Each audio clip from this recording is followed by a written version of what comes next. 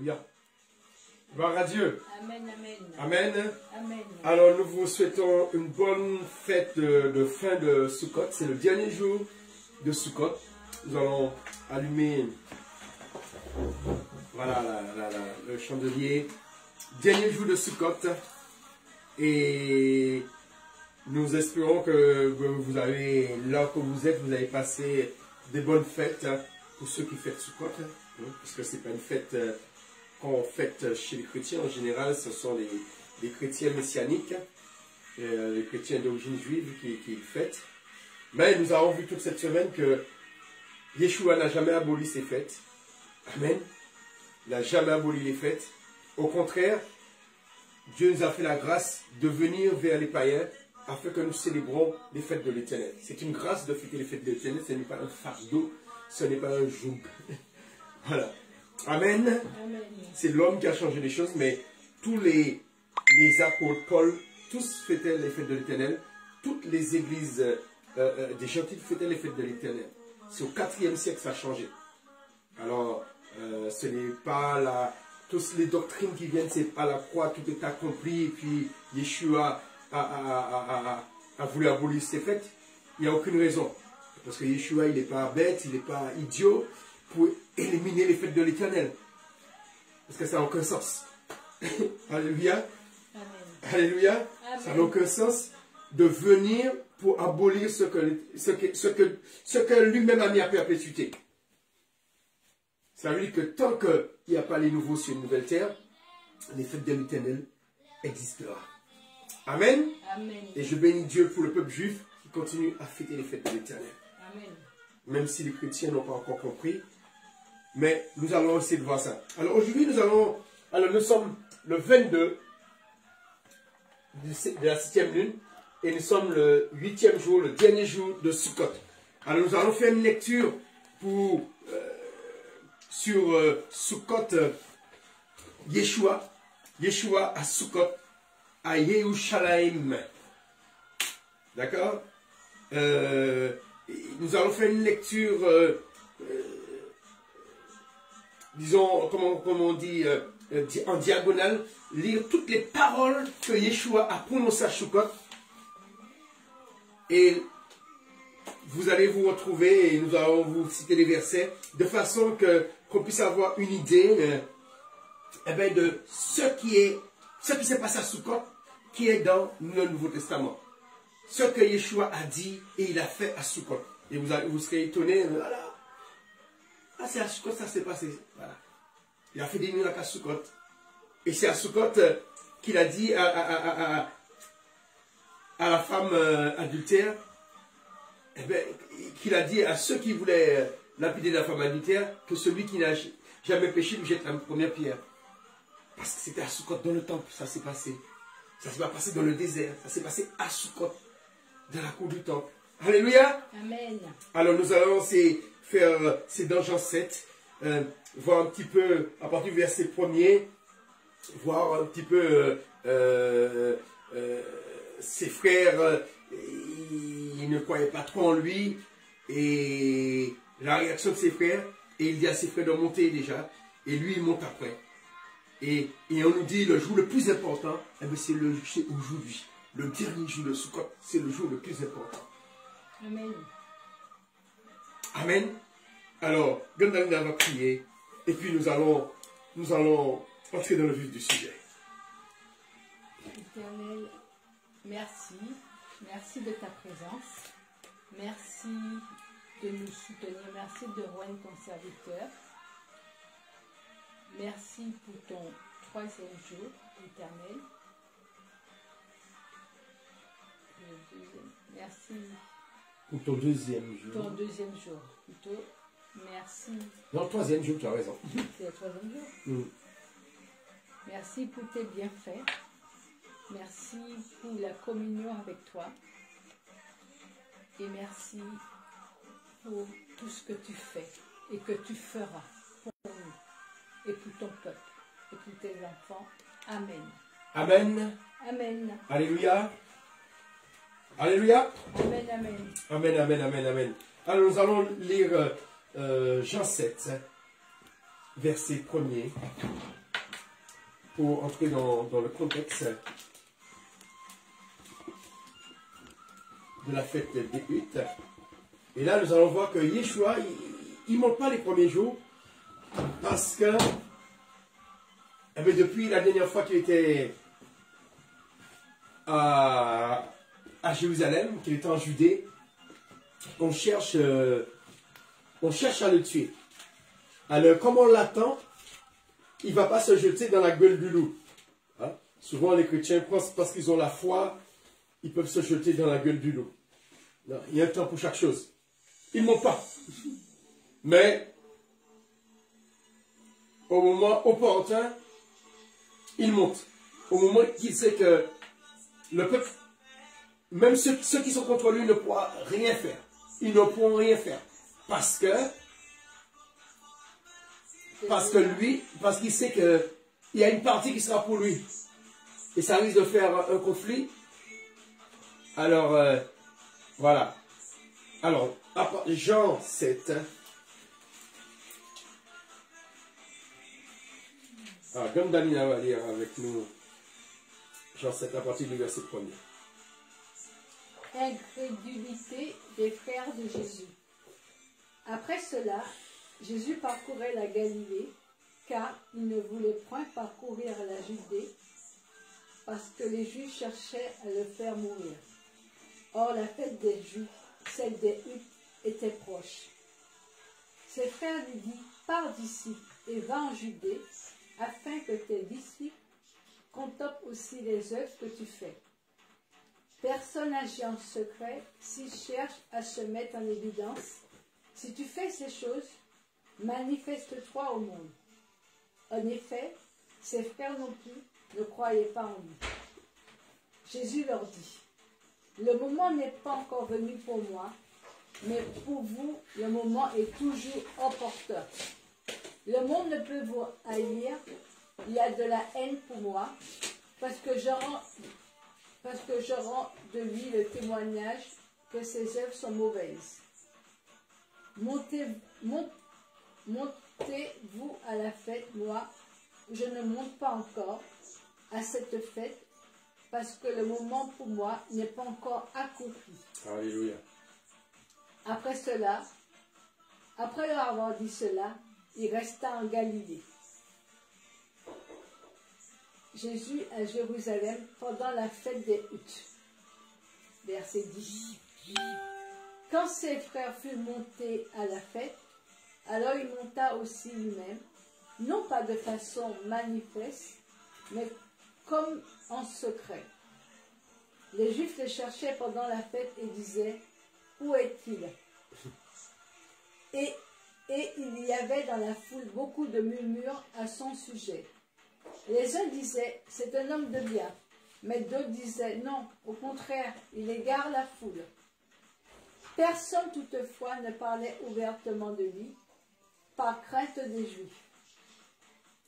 On était déjà au milieu de la fête, quand Jésus monta au temple et il enseignait. Les Juifs s'étonnaient et disaient, comment connaît-il les Écritures, lui qui n'a pas étudié? Jésus leur répondit, mon enseignement n'est pas de moi, mais de celui qui m'a envoyé. Si quelqu'un veut faire sa volonté, il reconnaîtra si cet enseignement vient de Dieu ou si mes paroles viennent de moi-même. Celui donc les paroles viennent de lui-même cherche sa propre gloire, mais celui qui cherche la gloire de celui qui l'a envoyé est vrai. Et il n'y a pas de justice en lui. Moïse ne vous a-t-il pas donné la loi? Et nul de vous ne pratique la loi. Pourquoi cherchez-vous à me faire mourir? La foule répondit, tu as un démon qui cherche à te faire mourir. Jésus leur répondit, j'ai fait une œuvre et vous en êtes tous étonnés. Moïse vous a donné la circoncision, non qu'elle vienne de Moïse, car elle vient des patriarches. Et vous circoncisez un homme pendant le sabbat. Si un homme reçoit la circoncision pendant le sabbat, afin que la loi de Moïse ne soit pas violée. Pourquoi vous irritez-vous contre moi? Parce que j'ai rendu à la santé un homme tout entier pendant le sabbat. Ne jugez pas selon l'apparence, mais jugez selon un juste jugement. Quelques habitants de Jérusalem disaient, n'est-ce pas celui qu'on cherche à faire mourir? Le voici qui parle ouvertement et on ne lui dit rien. Est-ce que les chefs auraient vraiment reconnu que c'est lui le Christ? Cependant, celui-ci, nous savons d'où il est. Mais le Christ, quand il viendra, personne ne saura d'où il est. Alors Jésus s'écria, tandis qu'il enseignait dans le temple, vous ne connaissez et vous savez d'où je suis. Pourtant, je ne suis pas venu de moi-même, mais celui qui m'a envoyé est vrai, et vous ne le connaissez pas. Moi, je le connais, car je suis de sa part, et c'est lui qui m'a envoyé. Il cherchait donc à l'arrêter, et personne ne porta la main sur lui, parce que son heure n'était pas encore venue.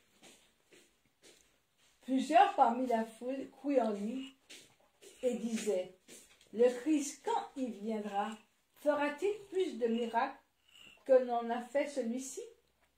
Les pharisiens entendirent ce que la foule murmurait à son sujet. Alors, les principaux sacrificateurs et les pharisiens envoyaient des gardes pour l'arrêter. Jésus dit, je suis encore avec vous pour un peu de temps, puis je m'en vais vers celui qui m'a envoyé. Vous me chercherez et vous ne me trouverez pas, et là où je serai, vous ne pouvez venir. Les Juifs dirent entre eux, où va-t-il se rendre pour que nous ne le trouvions pas? Va-t-il se rendre parmi ceux qui sont dispersés, chez les Grecs, et enseigner les Grecs? Que signifie cette parole qu'il a dite?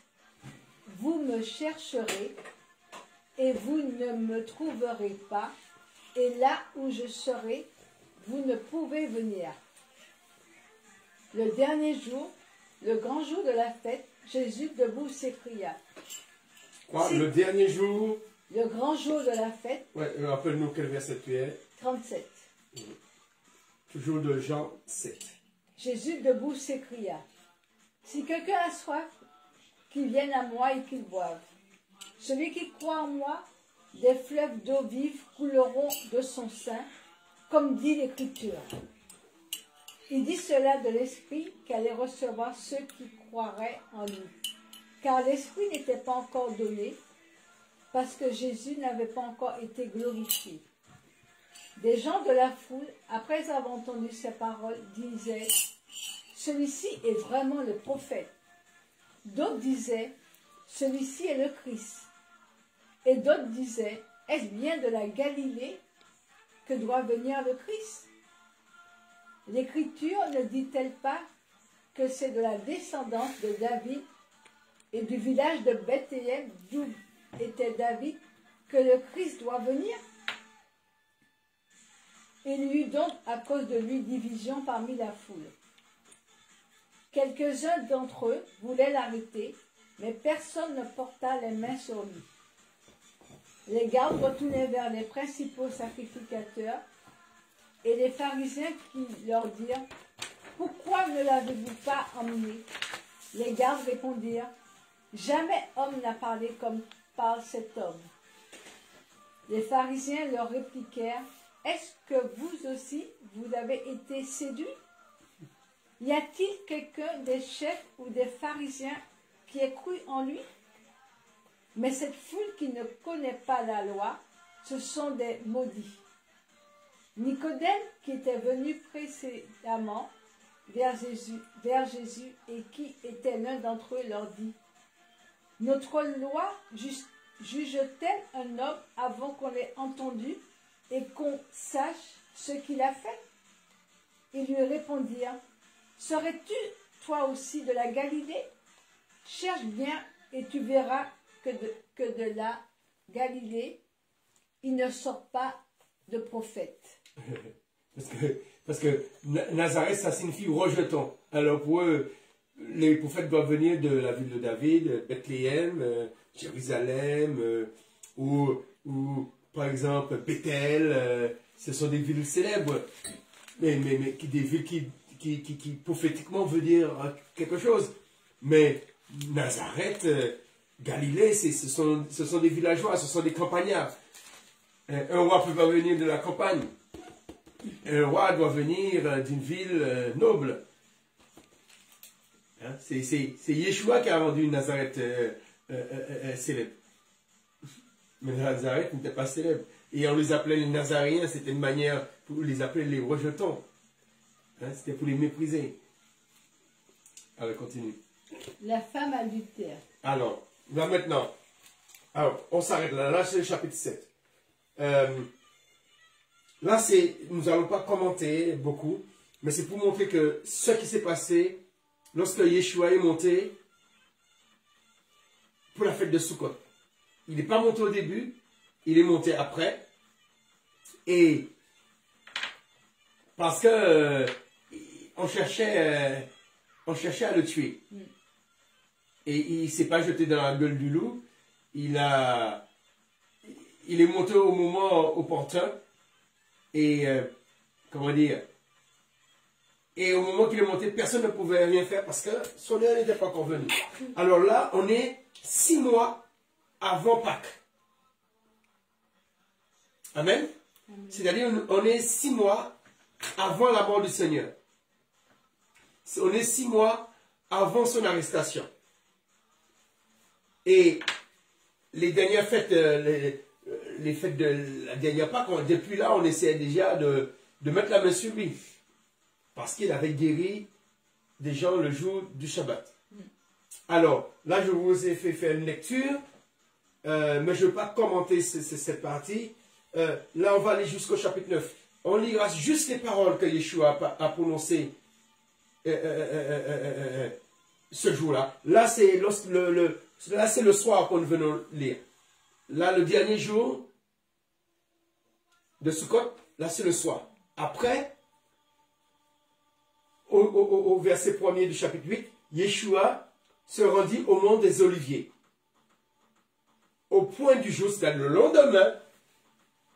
Quand on dit le lendemain, c'est-à-dire qu'au lever du soleil, on est toujours Sukkot. On est toujours le 22 du 7e mois. Et c'est là, verset 2, lis pour moi le verset 2. Mais dès le matin, il se rendit de nouveau dans le temple, et tout le peuple vint à lui, il s'assit et les enseignait. Alors les scribes et les pharisiens amènent une femme surprise en adultère, la placent au milieu et disent à Jésus, « Maître, cette femme a été surprise en flagrant délit d'adultère. Moïse, dans la loi, nous a prescrit de lapider de telles femmes. Toi donc, que dis-tu » Il disait cela pour le mettre à l'épreuve, afin de pouvoir l'accuser.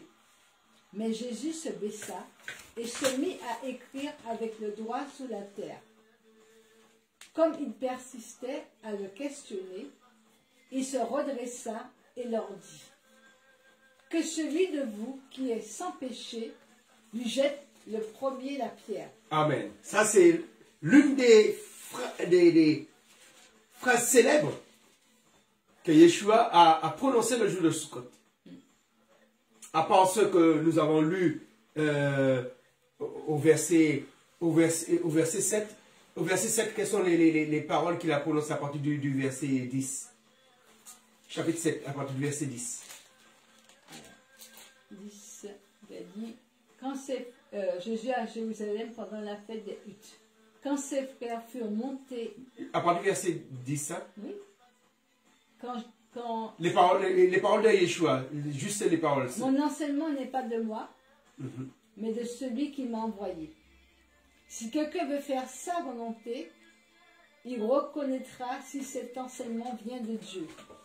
ou si mes paroles viennent de moi-même. Alléluia. Celui donc des paroles viennent de lui-même cherche sa propre gloire. Amen. Mais celui qui cherche la gloire de celui qui l'a envoyé est vrai. Et il n'y a pas d'injustice en lui.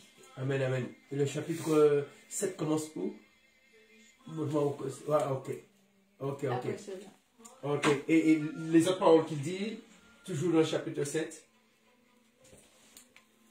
Moïse ne vous a-t-il pas donné la loi? Et nul de vous ne pratique la loi. Pourquoi cherchez-vous à me faire mourir? J'ai fait une œuvre et vous en êtes tous étonnés. Moïse vous a donné la circoncision, non qu'elle vienne de Moïse, car elle vient des patriarches, et vous circoncisez un homme pendant le sabbat. Si un homme reçoit la circoncision pendant le sabbat, afin que la loi de Moïse ne soit pas violée, pourquoi vous irritez-vous contre moi parce que j'ai rendu à la santé un homme tout entier pendant le sabbat? Amen. Et vous allez demander la santé à un homme tout entier. C'est-à-dire pas seulement vous, c'est la circoncision, mais lui, c'est tout le corps. Tout le corps. Amen. Et là, c'était quel verset? 23. Chapitre 7, verset 23 jusqu'à... Ne jugez pas selon l'apparence. Là, maintenant, c'est le 23 que tu vas lire. Non, Oui. mais 24 là. Jusqu'à 23. Alors, là, maintenant, tu vas lire le verset 24. 24 de Yeshua. Ne jugez pas selon l'apparence, mais jugez selon un juste jugement. Amen. Vous ne connaissez... Tu as toujours verset comme... Et là, 28. Non, mais il faut, quand tu arrives à la fin, tu me dis, et puis je puisse commenter. Là, je continue. Là, le 24, ne jugez pas selon l'apparence, mais jugez selon un juste jugement. Voilà. Après le 25. Quelques habitants de Jérusalem... Non, que le rouge. Que le rouge. Alors, on est au 28. Mhm. Alors Jésus s'écria, tandis qu'il enseignait dans le temple. Vous me connaissez et vous savez d'où je suis. Pourtant, je ne suis pas venu de moi-même, mais celui qui m'a envoyé est vrai, et vous ne le connaissez pas. Moi, je le connais, car je suis de sa part, et c'est lui qui m'a envoyé. Amen. Toutes ces paroles, ce sont des paroles qu'il a prononcées dans le temple le soir. Amen. Continue. Verset 33. Verset 33. Je suis encore avec vous pour un peu de temps, puis je m'en vais vers celui qui m'a envoyé. Verset 34. Vous me chercherez et vous ne me trouverez pas, et là où je serai, vous ne pouvez venir. Amen. Hein, toutes ces paroles, c'est à Sukkot. Prochain verset. 36. Que signifie cette parole qu'il a dite? Vous me chercherez et vous ne me trouverez pas, et là où je serai, vous ne pouvez venir. Ah, ça, c'est le peuple qui dit ça, et Jésus lui répond quoi? Yeshua lui répond quoi? 37. Si quelqu'un a soif, qu'il Voilà. vienne à moi et qu'il boive. Verset 38. Celui qui croit en moi, des fleuves d'eau vive couleront de son sein, comme dit l'Écriture. Amen. C'est à Sukkot, dans le temple, que Yeshua prononce toutes ces paroles. Quelles sont les paroles qu'il a? Parce qu'il a enseigné dans le temple. Alors, quelles sont les paroles qu'il a dites encore? Alors, c'est en haut. Là, oui. Là, c'est ici. Voilà. Verset, chapitre 8, la femme adultère, verset 7. Que celui de vous qui est sans péché lui jette le premier la pierre. Amen. Et quand ils sont partis, il a dit quoi? Il a dit, verset 10. Femme, où sont tes accusateurs? Personne ne t'a condamné. Amen. Continue. Verset 11. Moi non plus, je ne te condamne pas. Va et désormais ne pêche plus. Amen. Ça, c'est à Sukkot. Tu vois, ça se passe à Sukkot. Alléluia. Amen. Continue verset. Verset 12. Moi, Parce que Yeshua dit encore. Voilà. Toutes ces paroles, c'est Yeshua a prononcé ça à Sukkot. Moi, je suis la lumière du monde. Celui qui me suit ne marchera point dans les ténèbres, mais il aura la lumière de la vie. Verset 14. Amen. Mhm. Quoique je rends témoignage de moi-même, mon témoignage est vrai, car je sais d'où je suis venu et où je vais. Mais vous, vous ne savez pas d'où je viens, ni où je vais. Verset 15. Vous vous jugez selon la chair. Moi, je ne juge personne. Et si moi je juge, mon jugement est conforme à la vérité, car je ne suis pas seul, mais avec moi, il y a le Père qui m'a envoyé. Dans votre loi, il est écrit que le témoignage de deux hommes est vrai. Amen. Verset 18. Moi, je rends témoignage de moi-même, et le Père qui m'a envoyé rend témoignage de moi. Verset 19. Vous ne connaissez ni moi, ni mon Père. Si vous me connaissez, vous connaîtriez aussi mon Père. Amen. Toutes ces paroles, c'est à Sukkot qui prononce ça. Là, c'est dans la journée. Là, on est toujours au chapitre 8. Hein? Là, c'est...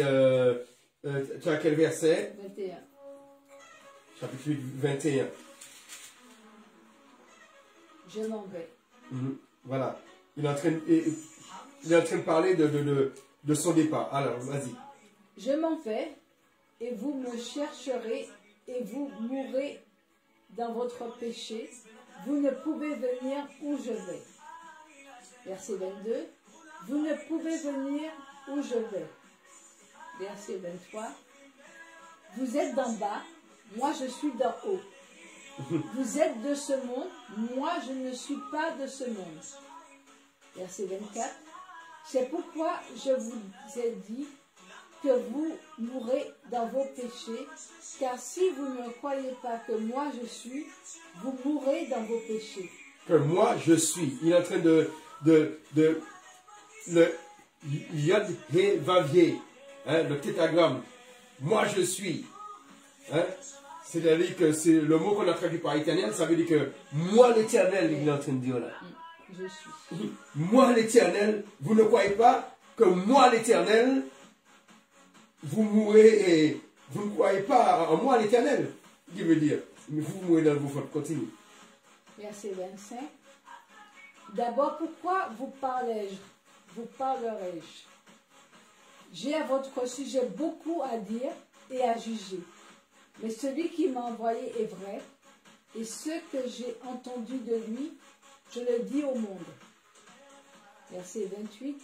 Quand vous aurez élevé le Fils de l'homme, alors vous connaîtrez que je suis et que je ne fais rien de moi-même, même que je parle selon ce que le Père m'a enseigné. Amen. Verset 29. Celui qui m'a envoyé est avec moi. Il ne m'a pas laissé seul, parce que moi, je fais toujours ce qui lui est agréable. Amen. Verset 30, c'est bon? Si vous demeurez dans ma parole, vous êtes vraiment mes disciples. Vous connaîtriez la vérité, et la vérité vous rendra libre. Amen. Tout le temps, les chrétiens répètent cette parole. Vous connaîtrez la vérité et la vérité vous rendra libre. Et puis, on le cite ça dans n'importe quel contexte. Là, c'était dans le contexte à Sukkot, dans le temple. Et il est dans une confrontation théologique. On ne reconnaît pas qu'il est le Messie, malgré les miracles qu'il fait. Et il est en train de leur dire, vous n'êtes pas libres, c'est pourquoi vos yeux ne sont pas ouverts. Amen. Vous êtes des aveugles. Hein? On verra plus tard, il parle d'aveugles spirituels. Amen.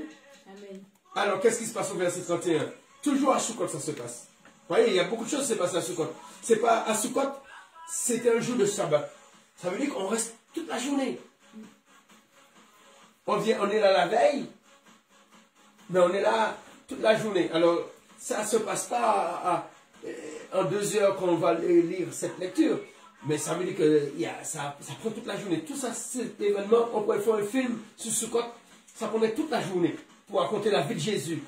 Le récit de Sukkot, ça prendrait vraiment, on pourrait faire un film de 2 heures. En plus, c'est simple, puisqu'il y a plein de paroles de Jésus pour faire des dialogues, c'est simple. Amen. Continue, verset 31. Non, Chapitre verset 34, parce que j'ai appelé 34. Ok. En vérité, je vous le dis, quiconque commet le péché est esclave du péché. Verset 35. Or, l'esclave ne demeure pas pour toujours dans la maison. Le Fils y demeure pour toujours. Si donc le Fils vous rend libre, vous serez réellement libre. Amen. Verset 37.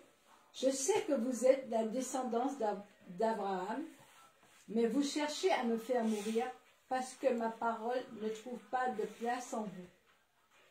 Moi, je dis ce que j'ai vu chez mon Père, et vous, vous faites ce que vous avez entendu de votre Père. Amen. C'est à Sukkot qu'il dit ça. Continue. Verset 39. Si vous êtes enfant d'Abraham, faites les œuvres d'Abraham. Verset 40. Amen. Mais maintenant, vous cherchez à me faire mourir, moi, un homme qui vous dit la vérité, que j'ai entendu de Dieu, cela Abraham ne l'a pas fait. Amen. Vous faites les œuvres de votre Père. Verset 42. Si Dieu était votre Père, vous m'aimerez, car c'est de Dieu que je suis sorti et que je viens. Je ne suis pas venu de moi-même, mais c'est lui qui m'a envoyé. Pourquoi ne comprenez-vous pas mon langage? Parce que vous ne pouvez écouter ma parole. Verset 44. Vous avez pour père le diable. Amen.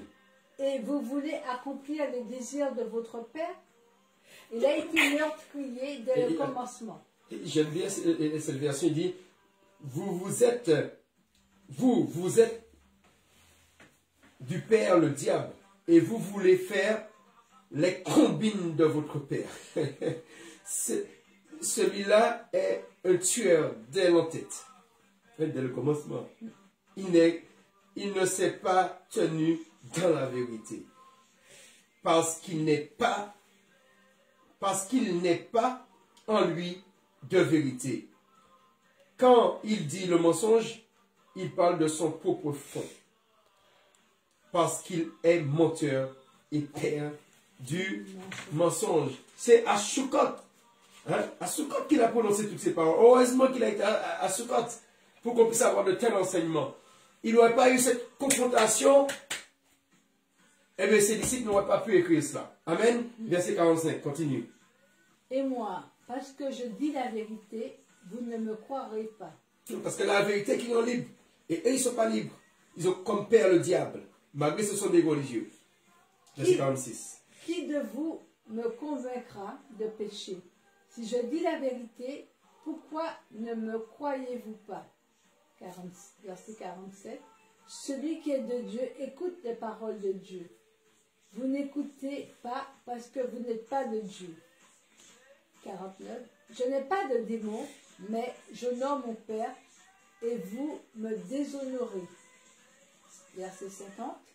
Moi, je ne cherche pas ma gloire. Il y en a un qui la cherche et qui juge. Verset 51. En vérité, je vous le dis, si quelqu'un garde ma parole, il ne verra jamais la mort. Amen. Verset... C'est à Sukkot qui prononce cette parole. Hein? Si quelqu'un garde ma parole, il ne verra jamais la mort. C'est à Sukkot qui prononce ça, 6 mois avant sa mort.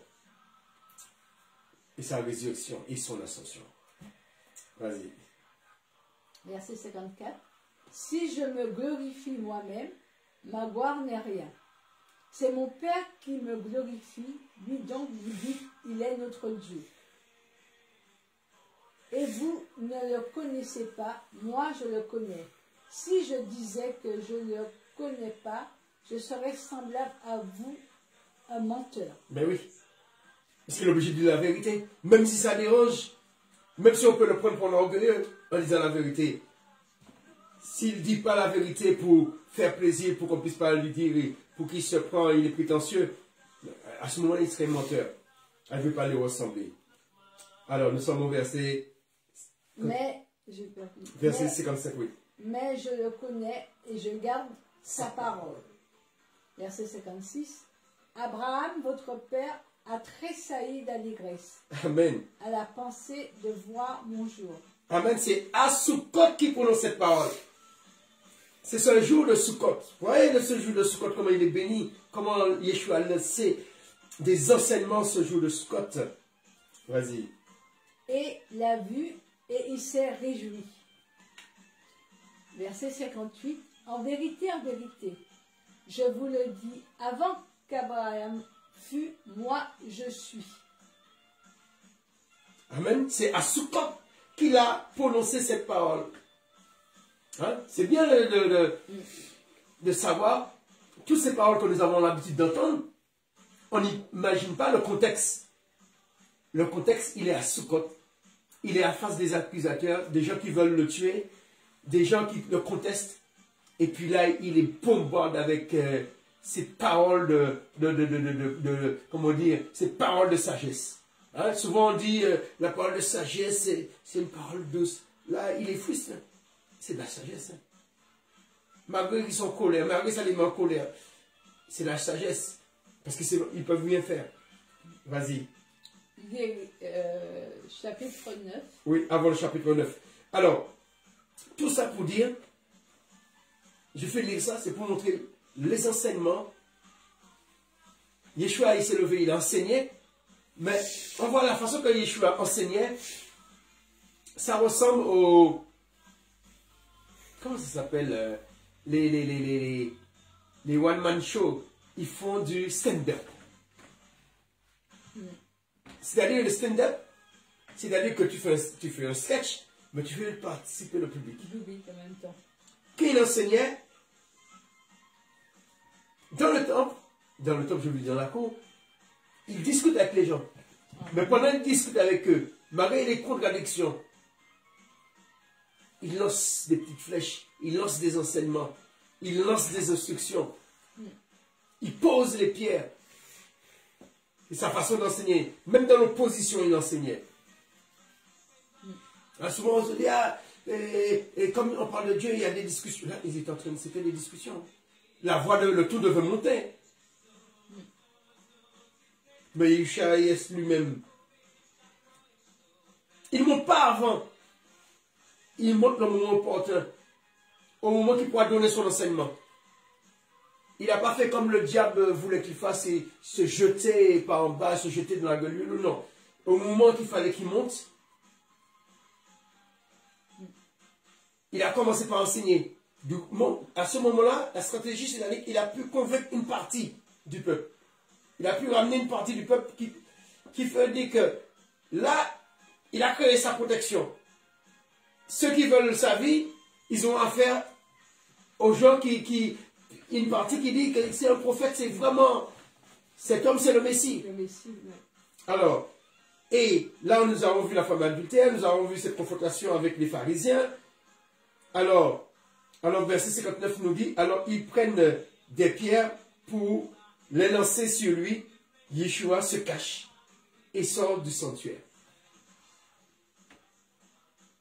Il sort du temple. Amen. Amen. Hein, on voit qu'il s'est caché, hein, il s'est protégé. Hein.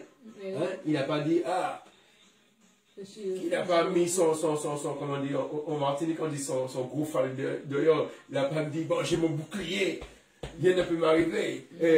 Ma cuirasse, rien ne peut m'arriver. Non. Hein, il n'a pas fait comme certains pasteurs que j'ai entendus, jamais le coronavirus pourra me toucher. On voit qu'il y a plein qui sont morts. Alors, le chapitre 9. Ce jour-là, Yeshua, parce que lui, on le persécute, pourquoi? Parce qu'il quand il était venu à Jérusalem, à Pâques, il avait fait des miracles. Le jour du sabbat. Pendant qu'il était à Jérusalem. Et là, le 22, c'est un jour de sabbat. C'est un sabbat solennel, c'est une sabbatonne. Lisons à partir du verset 1er. Guérison d'un aveugle mis. Jésus vit en passant un homme aveugle de naissance. Là, on est toujours à Sukkot. Hein. Ses disciples lui demandèrent, Rabbi, qui a péché, lui ou ses parents, pour qu'il soit né aveugle? Jésus répondit, ce n'est pas que lui ou ses parents aient péché, mais c'est afin que les œuvres de Dieu soient manifestées en lui. Il nous faut travailler tant qu'il fait jour aux œuvres de celui qui m'a envoyé. La nuit vient où personne ne peut travailler. Pendant que je suis dans le monde, je suis la lumière du monde. Après avoir dit cela, il cracha par terre et fit de la boue avec sa salive, puis il appliqua cette boue sous les yeux de l'aveugle et lui dit, va te laver au réservoir de Siloé, ce qui se traduit par envoyé. Il y alla, se lava, et quand il revint, il voyait. Amen. Alors, on va continuer la lecture parce qu'on va faire la lecture de toute cette histoire.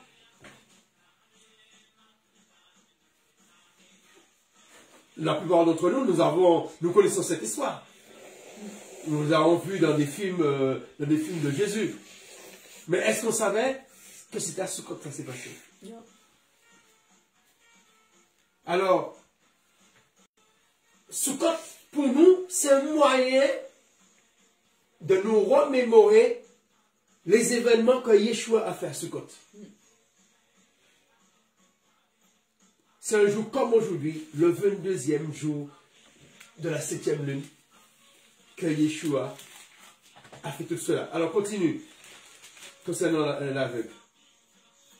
Ses voisins et ceux qui auparavant avaient vu qu'il était un mendiant disaient, n'est-ce pas là celui qui se tenait assis et qui mendiait? Les uns disaient, c'est lui. D'autres disaient, non, mais il lui ressemble. Et lui-même disait, c'est bien moi. Il lui dit donc, comment tes yeux ont-ils été ouverts? Il répondit, l'homme appelé Jésus a fait de la boue, me l'a appliqué sur les yeux et m'a dit, va te laver à Siloé. J'y suis allé, je me suis lavé et j'ai retrouvé la vue. Amen. Alléluia. Amen, amen. Ça c'est pas ça, continue pour voir les Péouchim, les pharisiens. Continue. Ils lui dirent, où est cet homme? Il répondit, je ne sais pas. Ils menèrent vers les pharisiens celui qui était aveugle. Or, c'était un jour de sabbat. Alors, c'était un jour de sabbat. Alors là, c'était pas le sabbat du 7e jour, mais c'était le sabbat, le 8e jour de Sukkot. C'était une sabbaton. Or, c'était un jour de sabbat que Jésus avait fait de la boue et lui avait ouvert les yeux. À leur tour, les pharisiens lui demandèrent comment il avait retrouvé la vue. Et il leur dit, il a mis de la boue sous mes yeux, je me suis lavé et je vois. Sous quoi quelques-uns des pharisiens disaient, cet homme ne vient pas de Dieu, car il n'observe pas le sabbat. D'autres disaient, comment un homme pécheur peut-il faire de tels miracles? Et il eut division parmi eux. Ils dirent encore à l'aveugle, toi, que dis-tu de lui, qui t'a ouvert les yeux? Il répondit, c'est un prophète. Les Juifs ne crurent pas qu'il avait été aveugle et qu'il avait recouvré la vue avant d'avoir appelé ses parents. Ils leur demandèrent, est-ce là votre fils dont vous dites qu'il est né aveugle? Comment donc voit-il maintenant? Ses parents répondirent, nous savons que c'est notre fils et qu'il est né aveugle. Mais comment il voit maintenant? Nous ne le savons pas, ou qui lui a ouvert les yeux. Nous ne le savons pas non plus. Interrogez-le, et il est assez âgé pour parler de ce qui le concerne. Ses parents dirent cela, parce qu'ils craignaient les Juifs, car les Juifs s'étaient mis d'accord, si quelqu'un confessait que Jésus était le Christ, il serait exclu de la synagogue. C'est pourquoi ses parents dirent, Il est assez âgé, interrogez-le. Les pharisiens appelèrent une seconde fois l'homme qui avait été aveugle et lui dirent, « Donne gloire à Dieu. Nous savons que cet homme est pécheur. » Il répondit, « S'il est pécheur, je ne le sais pas. Je sais une chose. J'étais aveugle, et maintenant je vois. » Amen. Ça s'est passé à Sukkot. Continue. Et lui dirent, « Que t'a-t-il fait? Comment t'a-t-il ouvert les yeux? » Il leur répondit, « Je vous l'ai déjà dit, et vous n'avez pas écouté. Pourquoi voulez-vous l'entendre encore?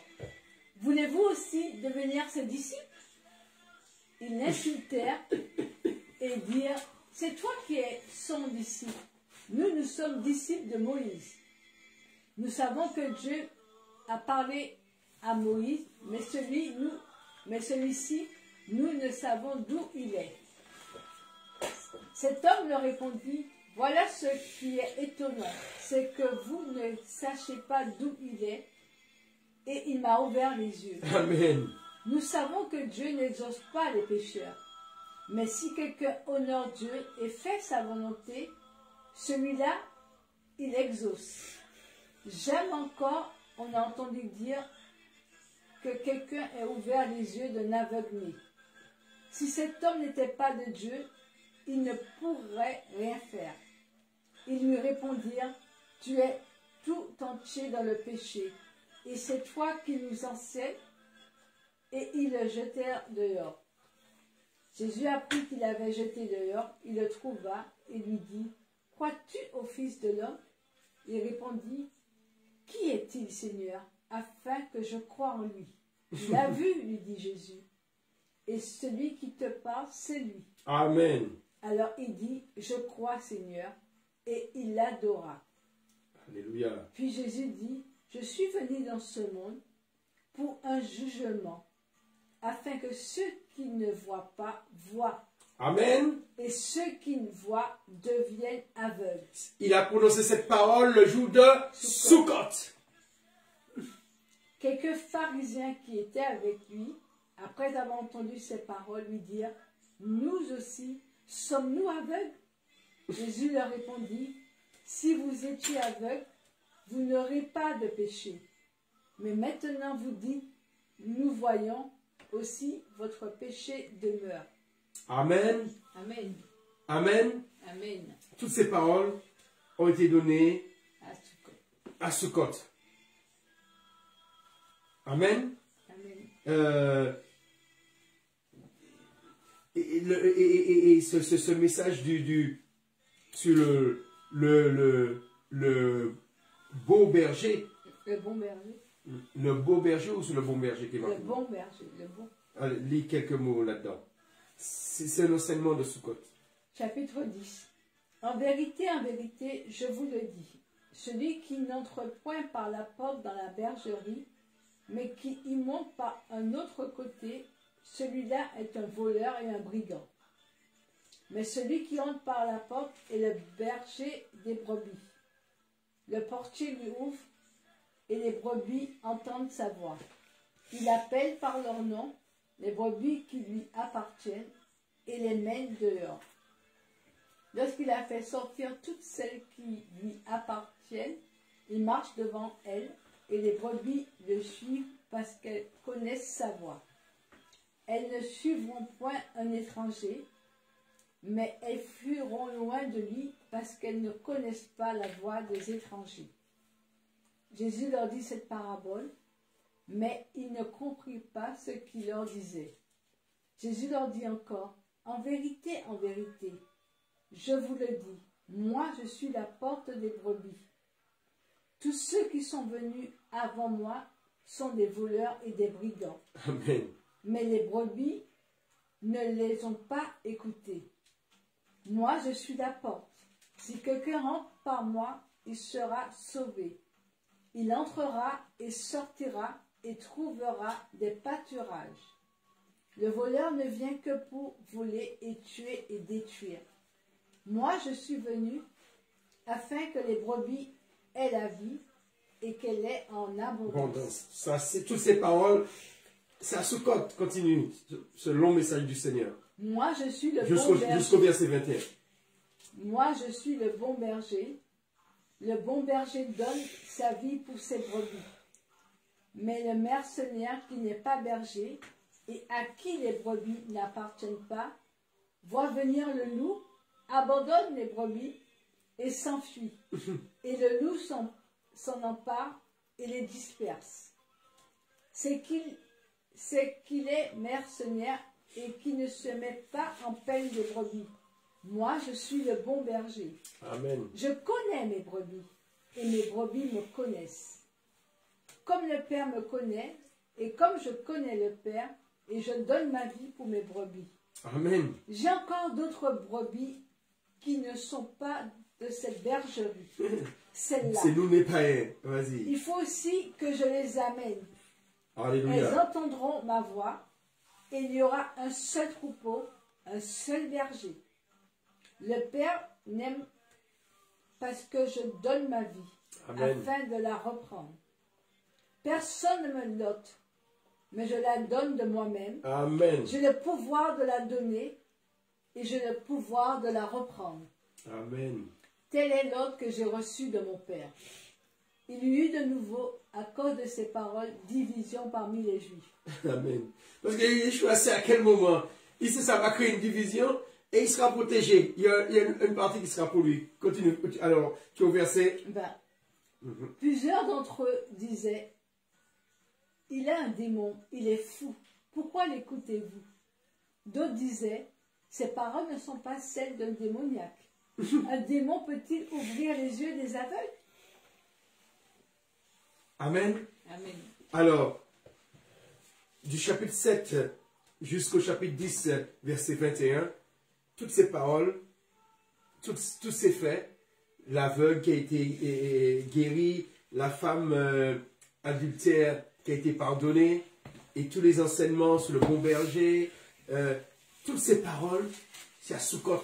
Heureusement qu'il a fait Sukkot. Qui veut dire Yeshua respectait la loi.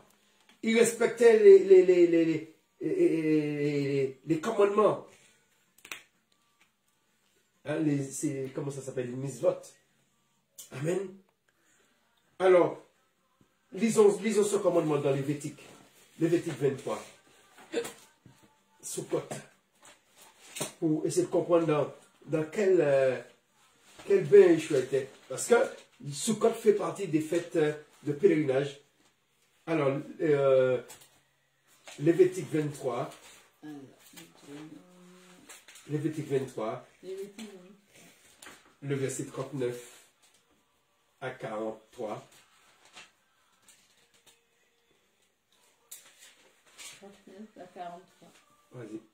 Le 15e jour du 7e mois, quand vous récolterez les produits du pays, vous célébrerez donc une fête à l'Éternel pendant 7 jours.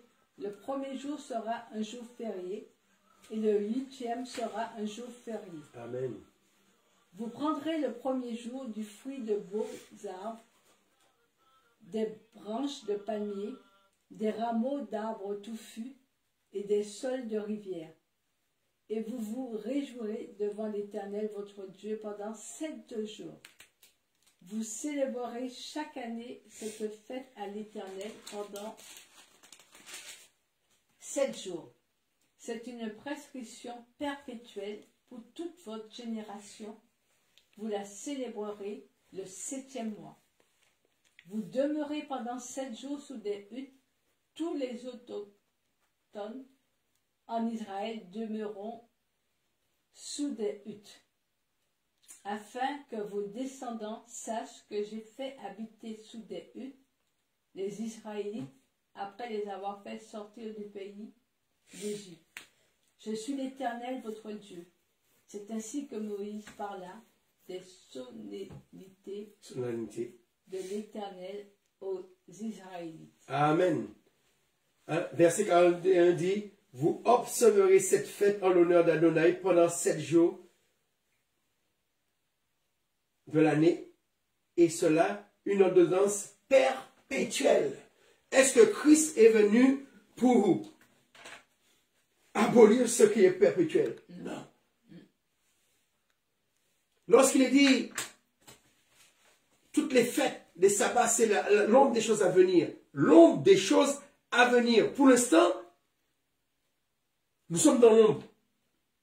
Nous ne sommes pas encore dans l'avenir. L'avenir, c'est la nouvelle Jérusalem. Mais tant que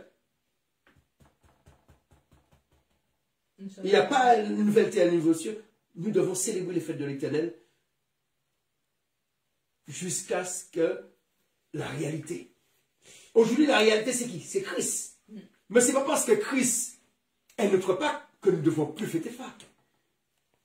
Puisque l'Éternel a dit, la fête des pains sans levain, il faut le fêter à perpétuité. Et le Christ lui-même, lorsqu'il a pris le pain, lorsqu'il a pris le vin, il a dit, faites ceci en mémoire de moi. Comme Dieu a dit à Moïse, de génération en génération, afin que les enfants ne puissent pas oublier. Et Yeshua a dit la même chose.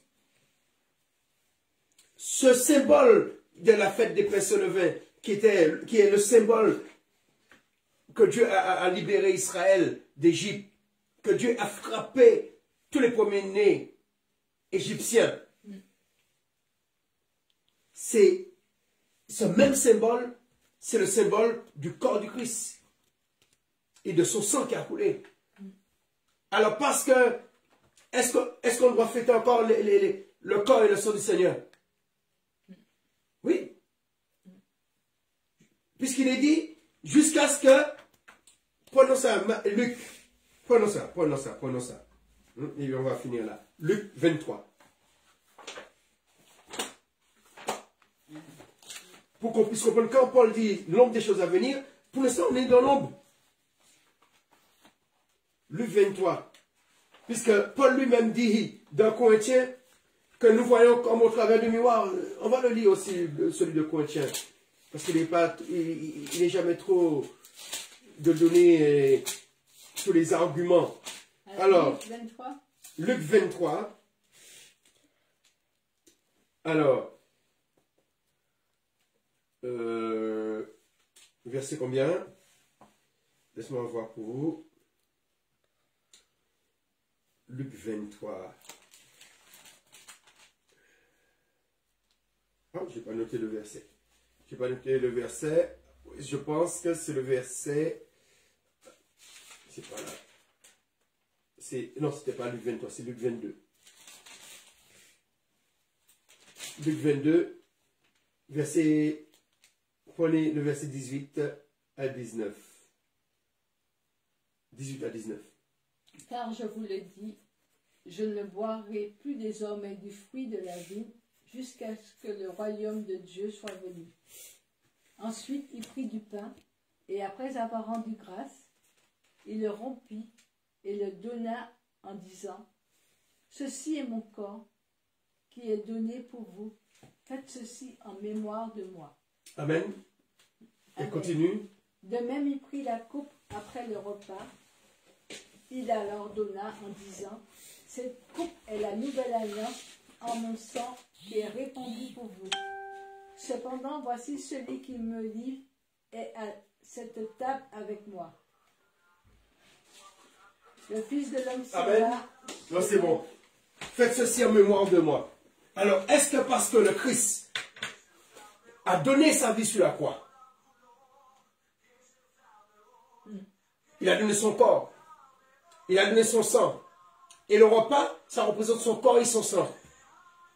Est-ce que nous ne devons plus le célébrer comme il a tout accompli? On n'a plus besoin de célébrer le Seder. On doit continuer parce qu'il a dit que c'est... De faire cela en mémoire de lui, jusqu'à ce que ça se passe au royaume des cieux.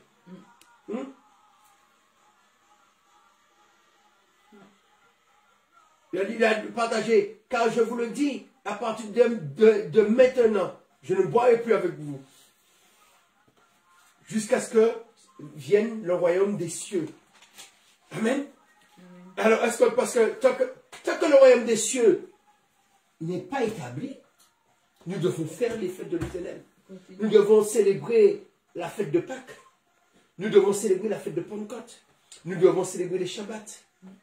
Parce que ce sont des fêtes perpétuelles. Hein? Regardez dans Lévitique 23, vous allez voir, ce sont des fêtes perpétuelles. La fête de Sukkot, c'est une fête perpétuelle. Hein? Puisqu'on l'a lu. Amen. Amen. Parce qu'on est en voie de l'ombre. Prenons un verset et on va finir avec ça. 1 Corinthiens 13.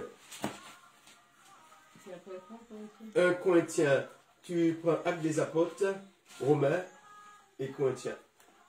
1 Corinthiens 13, versets 8 à 13. Qui explique que nous sommes dans l'ombre. Aujourd'hui, nous voyons comme un miroir. Nous ne sommes pas encore dans le parfait. C'est vrai, Christ, c'est notre Pâques. Mais ce n'est pas parce que Christ est notre Pâques, nous ne devons plus fêter Pâques. Ce n'est pas parce que Christ est notre bouc émissaire, nous ne devons plus fêter Yom Kippour. Au contraire, quand on fête Yom Kippour, on rappelle que c'est Christ.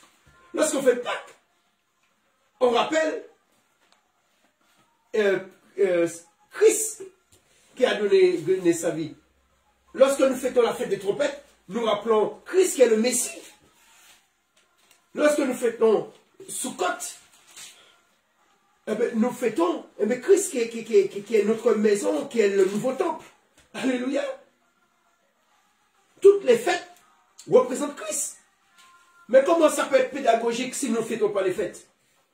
Comment nous voulons devenir intelligents si nous ne fêtons pas les fêtes? L'être humain a horreur du vide. Le fait d'abandonner les fêtes de l'Éternel, vous êtes obligé de le remplacer par le prophète. C'est pourquoi les catholiques l'ont remplacé par Noël. Ils ont remplacé par le vendredi saint, par lundi Pâques, dimanche Pâques, lundi Pâques. Ils ont remplacé par l'Ascension. Ils ne fêtent même pas la Pentecôte à la date prévue. Même pas à la date prévue. Ils fêtent l'Assomption. Ils fêtent les jours des morts, les jours de la Toussaint. Parce que l'homme a horreur du vide. Amen. Alors lisons cela. 1 Corinthiens 13, verset 8 à 13. En général, on prend ce texte pour parler de l'amour, mais là, nous allons parler de ce texte pour montrer que nous sommes dans l'ombre. Nous ne sommes pas encore dans le réel. L'avenir qui est réel, c'est la nouvelle Jérusalem qui est à venir. Nous ne sommes pas encore à venir. Le Christ, il a dit tout est accompli, tout n'a pas encore été accompli. Qui dit tout est accompli? Tout est accompli par rapport au ministère qu'il devait faire. Il a fait tout pour que maintenant, les païens puissent rejoindre le peuple juif.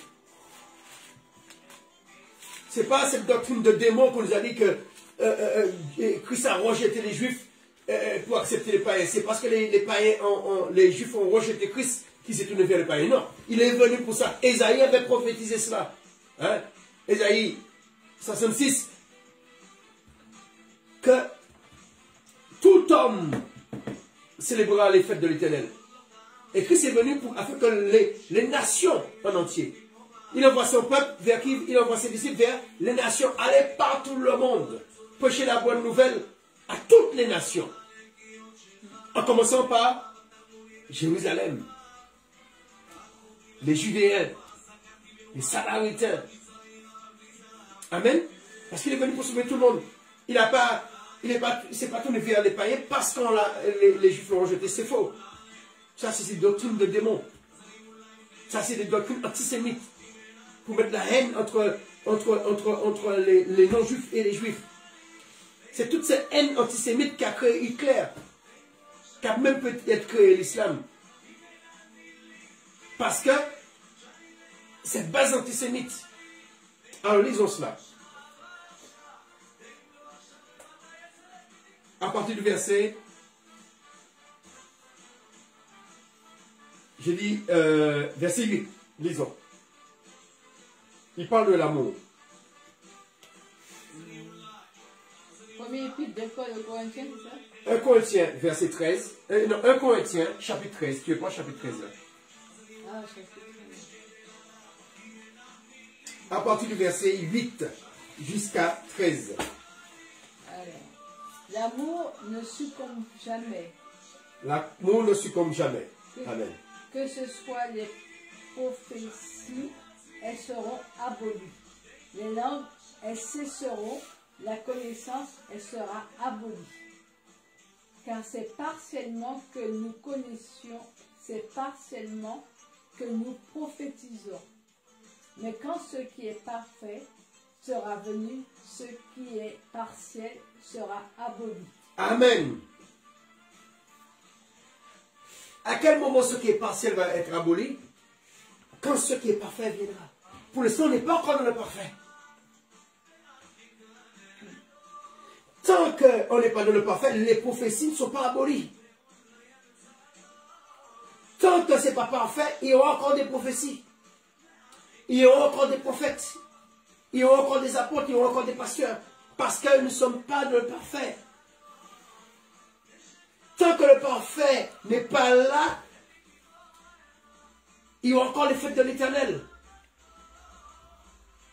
C'est au ciel qu'on n'aura plus besoin de faire les fêtes de l'Éternel parce que on sera dans le réel. Parce que les fêtes de l'Éternel, c'est l'image des choses à venir. Mais l'avenir, c'est pas parce qu'on est en Christ, tout est accompli, non. Ça va s'accomplir à la Nouvelle Jérusalem. Lorsque le tabernacle, Dieu lui-même sera le tabernacle. Quand on fait la fête des tabernacles, c'est l'image des choses à venir. Ça représente quoi? Ça représente lorsque Dieu viendra mettre par sa présence sera le tabernacle au milieu de la Nouvelle Jérusalem. Mais tant qu'on est dans les parfaits, on doit fêter ces fêtes. Continue verset 9. Verset 11. Lorsque j'étais enfant, je parlais comme un enfant, je pensais comme un enfant, je raisonnais comme un enfant. Lorsque je suis devenu homme, j'ai aboli ce qui était de l'enfant. Amen. Quand j'étais un enfant, je raisonnais comme un enfant. Aujourd'hui, nous raisonnons comme un enfant parce que nous connaissons partie. Nous ne connaissons pas tout. Hein? Lorsque tu grandis, tu connais plus. Pour l'instant, nous sommes des bébés. Nous sommes des enfants. Tous les prophètes de la terre, nous sommes des enfants. Hein, on voit avec le coronavirus comment plein se sont trompés. Sur Donald Trump, sur le coronavirus, sur le vaccin, on entend toutes sortes de choses. Parce que nous sommes encore des enfants, nous connaissons partiellement, nous prophétisons partiellement. C'est pourquoi quand quelqu'un prophétise, il faut toujours examiner. Mais comment tu fais pour examiner? C'est avec la Torah. C'est pas avec tes sensations. C'est pas parce que tu as des frissons. Ou c'est pas parce que tu connais bien ce pasteur. Ou tu connais bien ce frère ou cette soeur. C'est pas en mettant notre confiance aveuglement. C'est en connaissant la Torah et en connaissant les messages de Yeshua. Du moment que tu maîtrises la Torah, les enseignements que Moïse a donnés, et tu maîtrises les enseignements en parallèle, les enseignements de Yeshua, tu peux discerner tout ce qui vient. Qu'est-ce qui vient de Dieu, qu'est-ce qui vient de l'Esprit, qu'est-ce qui vient pas de l'Esprit. Tu peux même examiner les textes de Paul pour savoir si c'est de l'Esprit, si ce n'est pas de l'Esprit. Tu peux voir si c'est une erreur de traduction, si c'est une erreur de l'auteur même. Parce que tu as l'Esprit. Parce que Paul dit d'examiner toutes choses. Et lui, on a examiné tout ce qu'il disait. Aujourd'hui, les gens ont pris Paul pour Dieu. Ils n'examinent pas ce que Paul dit. Qu'il dit pour les femmes, que la femme, je ne permets pas que la femme puisse enseigner. Les gens pensent que c'est Dieu qui dit ça. Il dit je. Le je là, c'est pas Dieu. C'est Paul qui parle. On n'est pas obligé d'accepter tout ce que Paul dit. La majorité des églises sont pauliens. C'est pourquoi ils ont changé de nom, ils ne sont plus nazaréens. Parce que les nazaréens, c'était les Jacques, les Jacques, les Pierre, tous les 12. Mais on peut faire chrétien parce que c'est un nom qu'on a donné au sein des païens à Antioche. C'est une manière pour nous séparer des nazaréens, pour déjudaïser le christianisme. Continue, ma chérie. Aujourd'hui, nous voyons au moyen de miroirs d'une manière. Tu as quel verset? 12. Voilà. Mais alors nous verrons face à face aujourd'hui. Je connais partiellement, mais alors je connaîtrai comme j'ai été connu. Amen. Aujourd'hui, nous voyons comme au moyen Le miroir. d'une manière obscure. C'est qui veut dire aujourd'hui, nous sommes dans l'ombre. Mon frère, nous sommes dans l'ombre aujourd'hui. Mais il dit, mais alors nous verrons. Nous sommes dans le temps des fêtes de l'Éternel. Nous sommes dans l'ombre. Parce que c'est l'image des choses à venir. Nous ne sommes pas encore dans l'avenir. Nous ne sommes pas encore dans le réel. Amen. Car nous voyons à présent, comme dans un miroir. Hein, quand tu vois ton image dans le miroir, là tu es réel, mais celui que tu vois là, c'est ton image, c'est ton ombre. C'est ta ressemblance, c'est ton reflet. Mais dans le miroir là, il n'y a pas du sang qui coule. Dans le miroir là, il n'y a pas un esprit. L'esprit, il est ici. La réalité, il est là, c'est un reflet. Le reflet, eh bien, c'est les fêtes de l'Éternel. Le reflet des choses à venir, c'est les fêtes de l'Éternel. Les fêtes de l'Éternel, c'est le reflet des choses à venir. Les fêtes de l'Éternel ne sont pas abolies. Nulle part vous allez voir, Jésus a dit, il a aboli les fêtes de l'Éternel. Nulle part vous allez voir que les apôtres ont aboli les fêtes de l'Éternel. Il ne faut pas tout mélanger lorsqu'on parle des lois. Les lois qu'on parle, que les chrétiens, que les païens n'ont pas le droit de pratiquer, c'est les lois, tout ce qui est sur l'immoralité, tout ce qui est sur la sexualité, tout ce qui est sur l'idolâtrie, les biens sacrifiés aux idoles. Mais Paul n'a jamais rejeté toute la loi. Honore ton père et ta mère, c'est la loi. Aime ton prochain comme toi-même, c'est la loi. Il y a des lois obligatoires et puis il y a des interdictions. Eh bien, il y a des interdictions pour les païens. Ça veut dire que sinon on fait ce qu'on veut. Nous avons des interdictions. Ne pas coucher avec des animaux, c'est un joug. Ne pas coucher avec des animaux.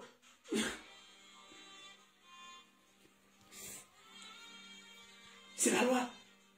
Hein? Amen, continue. On finit le verset 12 et 13. Maintenant donc, ces trois choses demeurent, la foi, l'espérance, l'amour, mais la plus grande, c'est l'amour. Amen. La plus grande, c'est l'amour. Parce que l'amour, elle est éternelle. Elle est là depuis le commencement, hein, puisque Elohim est amour. Et elle va continuer. Mais tant qu'il y a la prophétie, on n'est pas encore dans le parfait. Tant qu'il y a la prophétie, tant qu'il y a la connaissance, tant qu'il y a des apôtres, des prophètes, des docteurs, etc., nous ne sommes pas encore dans le parfait. Nous connaissons en partie. Tant que nous connaissons en partie, parce que lorsque nous fêtons les fêtes de l'Éternel, ça augmente notre connaissance. Parce que c'est de la pédagogie. Nous ne sommes pas encore arrivés. Alors ne méprisez pas les fêtes de l'Éternel. Les temps que le peuple de Dieu retourne aux fêtes de l'Éternel. Amen. Je lance un appel. Retournez aux fêtes de l'Éternel. Ce n'est pas Dieu qui a aboli les fêtes de l'Éternel. Ce sont les hommes qui ont aboli les fêtes de l'Éternel. Ça a commencé par les catholiques et a été poursuivi par les protestants et évangéliques, etc. ont poursuivi. Aucun mouvement chrétien ne fait les fêtes de l'Éternel. Ou ne fait toutes les fêtes. Que les fêtes que les catholiques ont mis. Ils ont des fêtes qu'ils ont déorientées. Il est temps de revenir aux fêtes de l'Éternel. Yeshua a fêté les fêtes de l'Éternel. Soyez les imitateurs de Yeshua. Paul dit qu'il a été imitateur de Christ. Parce que lui, il fêtait les fêtes de l'Éternel. Hein? Dans Acte, il va pas prendre Acte 20, 6 à 7. Paul, il fêtait la fête des pains sans levain. Et c'était des églises. C'était des églises avec des gentils. Alors, toute cette idéologie mensongère qu'on nous a mis dans la tête, que Christ a tout accompli, on n'a plus besoin de fêter les fêtes de l'Éternel. Au contraire, il nous a sauvés pour fêter les fêtes de l'Éternel. Comme il a sauvé Israël d'Égypte pour fêter les fêtes de l'Éternel. Qui sommes-nous, les païens? On vient chez les Juifs, et puis on dit non, ça c'est aboli. Qui sommes-nous? Tertullien, il est qui? Tertullien, il est né au 4e siècle. C'est Tertullien qui a enseigné cette doctrine de démon. Et les protestants ont repris, les catholiques ont repris. Ce sont des doctrines de démons, ceux qui disent ne pas fêter les fêtes de l'Éternel. Ceux qui disent que le sabbat est terminé, le sabbat est aboli, la fête de Pâques c'est aboli, la fête de Pentecôte c'est aboli, la fête du Grand Pardon c'est aboli, la fête des trompettes c'est aboli, la fête de Sukkot c'est aboli. Non, c'est l'une des choses à venir. Il faut qu'on les fête jusqu'à ce que la réalité c'est Christ, mais jusqu'à ce que, qu'on soit dans ce que nous fêtons, la Nouvelle Jérusalem. On connaîtra comme on a été connu. On connaîtra ces fêtes réellement. Parce que pourtant, toutes ces fêtes sont imparfaites. Le sabbat est imparfait, toutes ces fêtes sont imparfaites. Amen. Amen. Que Dieu soit béni. Alors nous avons fait une longue lecture pour que vous puissiez voir toutes les bénédictions qui ont coulé le jour de Sukkot. Et ce dernier jour de Sukkot, tous ces événements, nous avons l'habitude de lire. Mais sachez que ces événements ne se seraient pas passés si Yeshua n'avait pas été à Sukkot. À chaque fête, Dieu manifeste sa gloire. À Pentecôte, il a manifesté sa gloire. À Pâques, il a manifesté sa gloire à la mort du Seigneur. C'est toujours un moment pour que Dieu puisse se glorifier. C'est pourquoi les disciples, malgré Jésus était mort sur la croix, ils allaient toujours fêter la Pâque à Jérusalem. Ils allaient fêter Pentecôte quand ils pouvaient, ils allaient à Jérusalem, comme tous les autres Juifs. Amen. Amen. Que Dieu soit béni. Je te laisse remercier le Seigneur. Éternel, merci. Merci pour cette lecture. Merci parce que nous savons quelles sont tes fêtes éternelles. Merci de nous avoir révélé tout cela, éternel. Merci de ta précision. Alléluia. Merci de ce moment. Merci de ta présence. Alléluia. De ton amour. De ta tendresse. Merci parce que tu es juste éternel. Alléluia. Tu es bon. Tout ce que tu fais est bon, éternel. Alléluia. Tout ce que tu fais est bon. Merci pour ton troisième jour. Car tu dis, il y eut un soir, il y eut un matin. Amen, amen, amen, amen. Merci pour ce troisième jour, car tu as créé la terre éternelle. Amen. La terre que nous marchons. La terre elle est apparue. Elle existait déjà, mais elle est apparue. Que la partie sèche apparaisse. Alléluia. Que nos ancêtres ont marché. Ton fils a marché aussi sur cette terre éternelle. Merci pour cette terre. Merci, car tu dis, la terre, elle est ton marchepied. Amen. Tu marches sur cette terre aussi, éternel. Merci. Bénis tous ceux qui sont dans le besoin éternel. Pourvois leurs besoins. Pourvois aux besoins de chacun d'entre nous, éternel. Merci pour la connaissance que tu nous donnes. Merci pour ton serviteur. Merci pour lui, éternel. Merci de le roi éternel. Alléluia. Merci pour ton ministère que tu agrées, éternel, et que tu mets un sceau, éternel, car c'est toi qui décides, éternel. Merci. Merci, éternel. Aie pitié de nous, éternel. Aie pitié de nous, éternel. Bénis chacun d'entre nous. Veille sur chacun d'entre nous, éternel. Oui, éternel. Essuie les larmes sur des visages ce soir, éternel. Sans doute qu'il y a des larmes ce soir, éternel. Alléluia. Essuie les larmes, éternel. Oh, Baba, qui est le chai. Éternel. Guéris, éternel. Soulage, éternel. Fais du bien à quelqu'un ce soir. Amen, amen, amen, amen, amen, amen, amen, amen. Guéris un paralytique. Surtout les aveugles spirituels. En pitié. Des prostituées. Alléluia. De tous ceux qui n'ont pas mangé cette nuit éternelle. De tous ceux qui dorment dehors éternel. De tous ceux et celles qui ne te connaissent pas, Éternel. Alléluia. Envoie des bons samaritains vers eux, Éternel. Amen, amen. Pour connaître ta parole de vie, celle qui fait du bien, Éternel. Amen. Celle qui fait du bien. Merci pour ton eau qui jaillit, Oh, Éternel. Baba, qui est le jamais. Merci pour ton pain, Éternel. Alléluia. Ton pain de chaque jour. Ton pain qui nous fait du bien, Éternel. Amen. Amen. Comme le Seigneur disait que il est venu donner la vue à ceux qui ne voient pas. Amen. Si tu reconnais que tu ne vois pas, tu reconnais que spirituellement, on nous a aveuglés avec tous ces enseignements, ces faux enseignements, c'est le moment de se repentir et reconnaître que on nous a trompés. Dieu nous a sauvés pour fêter ses fêtes, pour le célébrer. Ce n'est pas une charge, ce n'est pas un péché de célébrer l'Éternel. Ce n'est pas un péché de célébrer l'Éternel au temps fixé. Si l'Éternel veut qu'on le loue au temps fixé, il sait pourquoi. Amen. Amen. Parce qu'il veut nous instruire. Et c'est parce que nous avons arrêté de fêter les fêtes de l'Éternel qu'il y a tant de divisions au sein du peuple de Dieu. Je vous fais cette révélation. C'est parce que nous ne fêtons pas les fêtes de l'Éternel. Si on fêtait les fêtes de l'Éternel, on serait réunis autour d'une même vision, de même projet. Et c'est parce qu'on ne fête pas les fêtes de l'Éternel qu'on est dispersé. Parce qu'on est aveuglé. Et on a besoin de fêter les fêtes de l'Éternel afin que nos yeux s'ouvrent et que le peuple de Dieu puisse se réunir à nouveau. Amen. Tant que nous ne fêterons pas les fêtes de l'Éternel, nous pouvons faire tout ce que nous voulons. Jeûne pour union, jeûne pour... Rien ne marchera. Je vous donne la solution. C'est que toute l'Église revienne fêter les fêtes de l'Éternel. Jusqu'à ce que le Christ revienne. Tant qu'on ne fête pas les fêtes de l'Éternel, il y aura toujours des divisions. Si ce que je dis ne vient pas de Dieu, vous le verrez. Et si ce que je dis vient de Dieu, vous le verrez aussi. Amen.